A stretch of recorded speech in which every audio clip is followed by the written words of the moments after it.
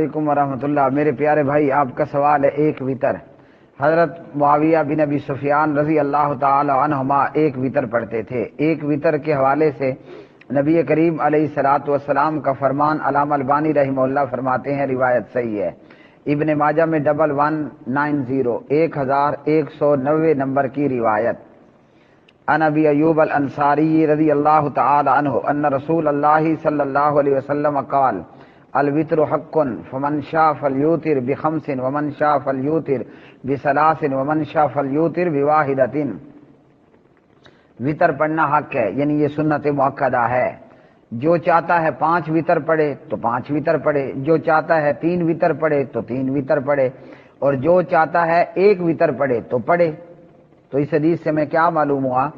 ایک وتر پڑھنا بھی درست ہے۔ اور اس کے علاوہ ایک اور روایت کے اندر نبی علیہ السلام نے 9 رکعت وتر بھی پڑھا ہے۔ 9 میں یہ ہے کہ آپ 8ویں رکعت پڑھ کر تشہد بیٹھ جائیں گے، تشہد پڑھ کے کھڑے ہو جاؤ گے، اور پھر آ کے ایک مزید رکعت پڑھو گے، 9ویں رکعت۔ اور 3 وتر اگر آپ نے اکٹھے پڑھنے ہیں ایک سلام کے ساتھ تو پھر دوسری رکعت پڑھ کر تشہد نہیں بیٹھنا، اور اگر 3 وتر 2 سلام کے ساتھ پڑھنے ہیں تو دوسری رکعت پڑھ کر تشہد بیٹھیں، عبدو و رسولو پڑھیں، درود پڑھیں، دعائیں پڑھیں، سلام پھیر دیں، ایک اکیلی رکعت پڑھ لیں۔ ایک وتر کے حوالے سے ابن ماجہ 1190۔